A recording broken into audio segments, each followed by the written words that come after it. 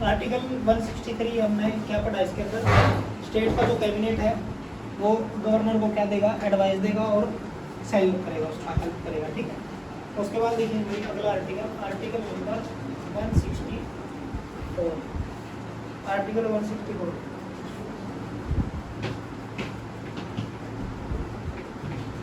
जो अपने मिनिस्टर्स होते हैं ना, मिनिस्टर से रिलेटेड अदर प्रोविजंस पे, उनसे रिलेटेड प्रोविजन मिलेंगे, इसके उनके प्रावधान मिलेंगे, ठीक है, मंत्रियों के। आर्टिकल नंबर 165 वेरी इंपॉर्टेंट है, प्रोविजन मिलेंगे उनके पास, काम के प्रोविजन, ठीक है, प्रावधान मिलेंगे, ठीक है। Article 165 very very very important है, ये आपने भाई याद करना, याद रखना। इसके अंदर आता है एडवोकेट जनरल, एडवोकेट जनरल। देखो अब यहाँ पे ध्यान से सुनो मेरी बात, एक आर्टिकल है आर्टिकल नंबर 76 और 76 के अंदर आता है AGI, attorney general of India. आप पहले मेरे को ये बताओ AGI का क्या क्या क्या काम है, फिर मैं बताऊंगा एडवोकेट जनरल का क्या काम है। कौन बताएगा? AGI का नहीं पता। AGI का काम भाई ये होता है कि भारत सरकार से रिलेटेड कोई मान लो केस सुप्रीम कोर्ट में जाता है, तो ऐसा तो है नहीं कि मोदी जी या फिर अमित शाह जी वो केस लड़ने के लिए जाएंगे सुप्रीम कोर्ट में, तो एक तरीके से सरकारी वकील मान सकते हो इसको आप। तो कौन जाता है? वो AGI जाता है। कौन जाता है? AGI। और AGI की भी हेल्प करने के लिए है ना एक पद बना रखा है SGI, और इसकी भी हेल्प के लिए दो बना रखे हैं, additional solicitor general of India. SGI की फुल फॉर्म क्या है? Solicitor general of India. ASGI की क्या है? Additional solicitor general of India. अब SGI कौन है? तुषार मेहता है। किसी भी केस में देख लेना तुषार मेहता आपको आगे मिलेगा, जैसे कि इलेक्ट्रोल बॉन्ड केस आया था हमारे सामने सुप्रीम कोर्ट में, सरकार के खिलाफ भी था इलेक्ट्रोल बॉन्ड का केस, लेकिन जाता कौन था? नहीं, कपिल सिब्बल ने किया था, ठीक है। तो जाता कौन था? AGI या फिर सोलिसिटर जनरल ऑफ इंडिया, यानी कि तुषार मेहता सुप्रीम कोर्ट में जाता था और दलील करता था अपनी, ठीक है। ऐसे ही अब ये आर्टिकल लिख दिया 76। ऐसे ही स्टेट का भी एक क्या होता है? एडवोकेट होता है, जिसको बोलते हैं एडवोकेट जनरल, ठीक है। ये बात आपने ध्यान रखनी है। ये AGI टॉपिक है, मैं टॉपिक कराऊंगा जब मैं इसको और अच्छे से क्लैरिफाई करूंगा और इसको अपॉइंट करता है क्या करता है? ASGI additional solicitor general of India. हो गया सबका? अब AG का भी क्या काम है? ऐसे ही स्टेट के अंदर ये स्टेट गवर्नमेंट का एक तरीके से क्या होता है भाई? एडवोकेट होता है, ठीक है। अगला आर्टिकल लिखेंगे भाई, आर्टिकल नंबर 166। 166 स्टेट गवर्नमेंट जो है वो किसी भी केस से रिलेटेड किसी भी चीज में कार्रवाई करेगी अपनी में, स्टेट गवर्नमेंट की कार्यवाही, उसका काम भाई, स्टेट गवर्नमेंट का काम, ठीक है। इतना इंपॉर्टेंट नहीं है। अगला है आर्टिकल 167, ये मैं ऊपर समझाऊंगा। आर्टिकल नंबर ये कर दिए, रफ कर देता हूँ इसको। अच्छा आर्टिकल 167,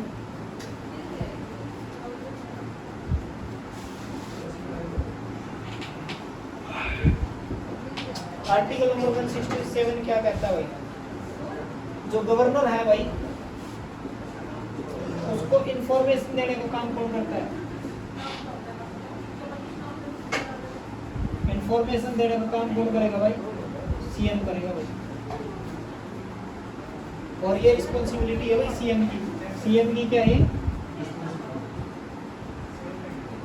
रिस्पॉन्सिबिलिटी है कि सारी की सारी इंफॉर्मेशन CM किसको दे? गवर्नर को दे, ठीक है। क्या बताया मैंने? आर्टिकल 167 क्या है? गवर्नर जो होता है उसको इंफॉर्मेशन देने की रिस्पॉन्सिबिलिटी होती है मुख्यमंत्री की, CM की।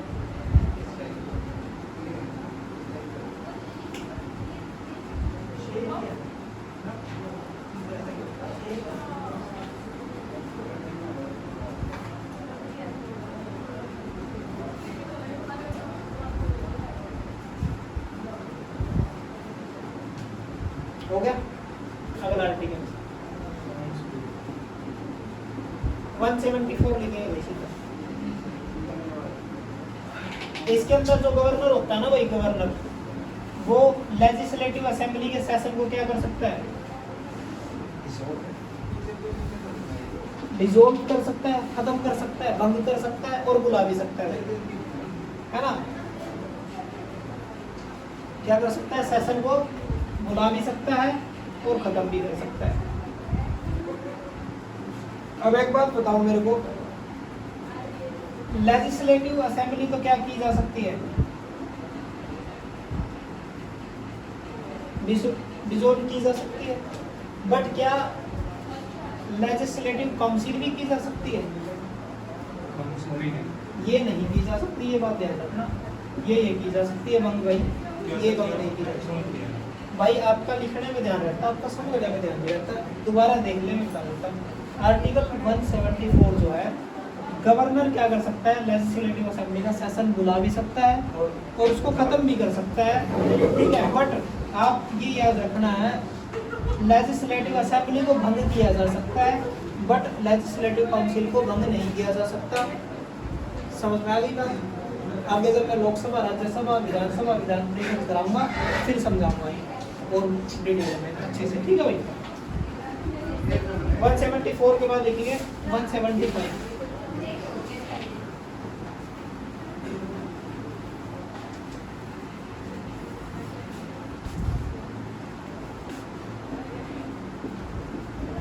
फिर क्या लो, अभी समझा देता हूँ एक बार, पहले तो सुनो एक बार। लोकसभा होती है, राज्यसभा होती है, लेजिस्लेटिव असेंबली और काउंसिल। लोकसभा के तो इलेक्शन होते हैं ना, एमपी बन के जाते हैं। क्या राज्यसभा के भी इलेक्शन होते हैं? उसमें डायरेक्टली हम इसमें हम पब्लिक पार्टिसिपेट नहीं करती, उनके प्रतिनिधि चुन करके भेजते हैं। तो ये जब बनी थी 1952 में बनी थी और आज 2026 चल रहा है, लगातार चल रही है, कभी भंग नहीं होती। ऐसे ही क्या होता है स्टेट में, इधर क्या बढ़ते हैं? एमएलए, ठीक है, होते तो इधर भी एमएलए ही है, लेकिन इसमें पब्लिक पार्टिसिपेट नहीं करती। पब्लिक के द्वारा चुने गए जो मेंबर होते हैं वो लेजिस्लेटिव काउंसिल में भेजते हैं। और ये 1952 में बनी थी और आज 2026 आ गया, लगातार चल रही है। ये भंग नहीं हो सकती, ये भी भंग हो सकती है, ये भी भंग हो सकती है, ठीक है। ये दो नहीं भंग होती। समझ में आ गई? खत्म टाइम से पहले, 5 साल से पहले। अच्छा, अब 5 साल अभी डिसॉल्व का मतलब क्या है भाई? अभी हमारी सरकार चल रही है, मोदी जी सरकार में है, कितने साल सरकार रहेगी? 5 साल। अगर वो 5 साल से पहले खत्म होगी, 2 साल में, 3 साल में, इसका मतलब सरकार भंग होगी, ठीक है। जैसे हरियाणा में मनोहर लाल खट्टर की सरकार भंग हुई थी, ठीक है, भंग हुई थी सर। हाँ जी, उसने रिजाइन दे दिया तो भंग होगी, ठीक है। उसके बाद बात करते हैं भाई अगला पॉइंट, आर्टिकल 175, गवर्नर का भाई स्पीच। और भाई आर्टिकल 176 में आ जाएगी स्पेशल स्पीच। इसमें क्या आ जाएगी? Special speech. ये लिख लेंगे भाई, इसमें क्या आ जाएगी? स्पेशल स्पीच आ जाएगी। अगला प्रश्न तुम लोगों से है, दोनों से, और तीसरा भी आ गए, तीसरे से भी।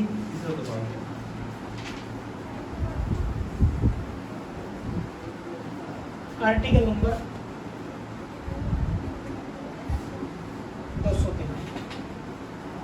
213 के अंदर आता है ऑर्डिनेंस बिल। क्या आता है? ऑर्डिनेंस। हिंदी में क्या बोलते हैं इसको?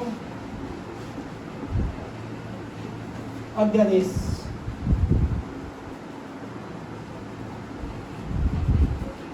क्या होता है ऑर्डिनेंस? ये ऑर्डिनेंस कौन लगाएगा? स्टेट में स्टेट में गवर्नर लगाता है भाई ऑर्डिनेंस। स्टेट में कौन लगाता है ऑर्डिनेंस? गवर्नर लगाता है। कौन बताएगा क्या होता है ऑर्डिनेंस? हाँ भाई अमन बता, ऑर्डिनेंस क्या है?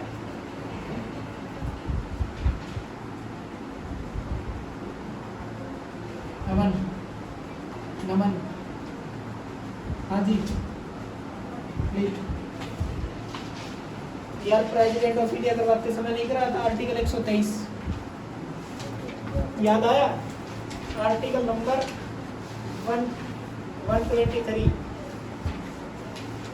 के तहत लगाता है प्रेसिडेंट ऑफ इंडिया। और उसमें मैंने बताया था, पेज मत पलटो, देख लो समझ लो।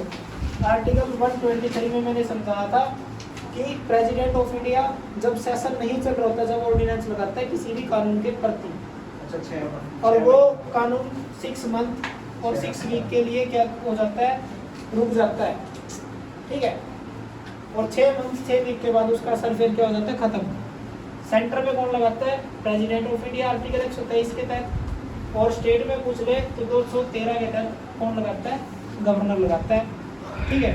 वो सारी मैंने कंडीशन बताई कि प्रेसिडेंट ऑफ इंडिया के समय में ऑर्डिनेंस की वही सेम वही है बात इधर भी। अगला आर्टिकल अभी आर्टिकल नंबर 217।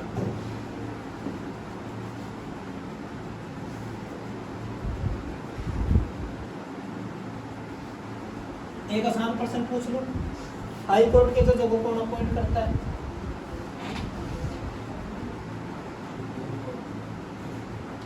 हाँ जी,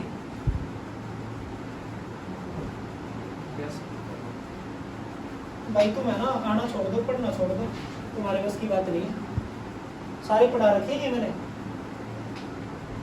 अपॉइंटमेंट, हाई कोर्ट के जजों को अपॉइंटमेंट करता है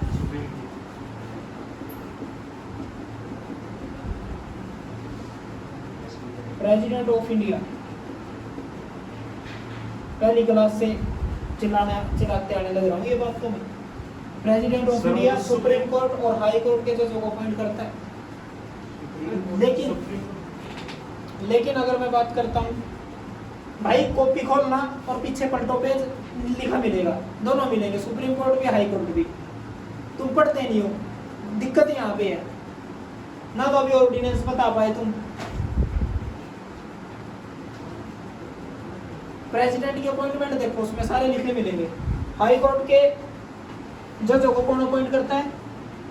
प्रेसिडेंट ऑफ इंडिया करता है, लेकिन किसकी एडवाइस लेता है?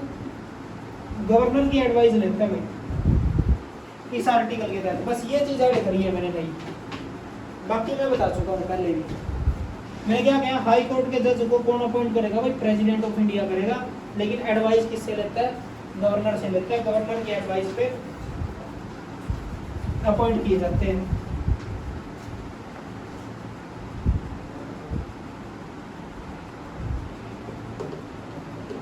अभी वीडियो बन रही है, एक बार मैं इसको कर लूँ खत्म, फिर बताता हूँ तुम्हारे को 3 मिनट। कर दो रख भाई।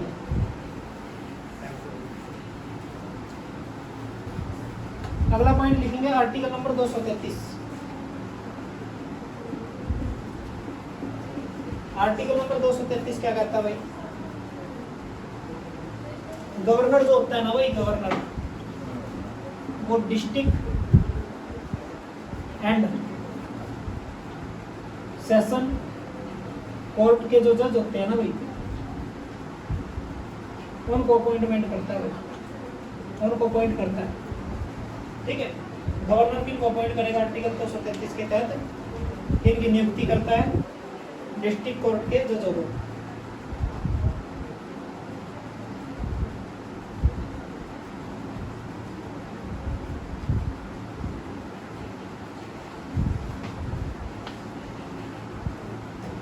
चलो अगला पॉइंट है, किसी भी स्टेट, आर्टिकल में नहीं है वैसे बता रहा हूँ, किसी भी स्टेट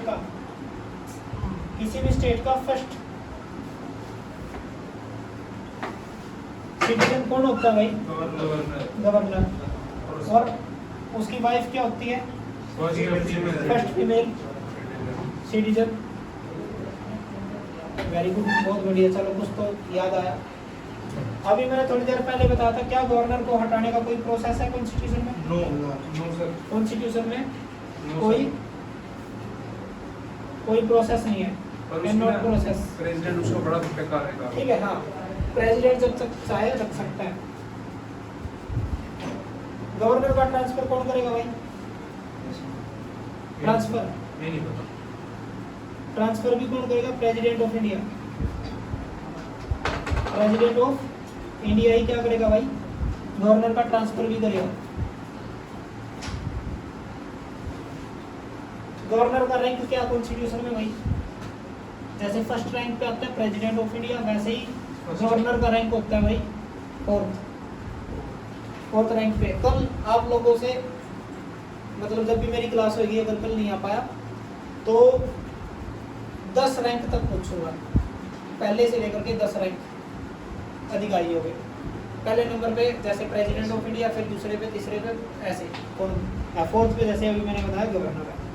ठीक है, स्टेट के अंदर भाई अगला पॉइंट, स्टेट के अंदर जो बजट है, क्या भाई? बजट वो किसके नाम से पेश किया जाता है भाई? गवर्नर के नाम से पेश किया जाता है। ऐसे ही सेंटर का जो बजट है वो प्रेसिडेंट ऑफ इंडिया के नाम पे पेश किया जाता है। ठीक है, आज के लिए इतना ही, तब तक के लिए नमस्कार, जय हिंद, जय भारत, जय हिंद। ठीक है भाई, ये था आपका क्या? गवर्नर। ठीक है, तो अगला जो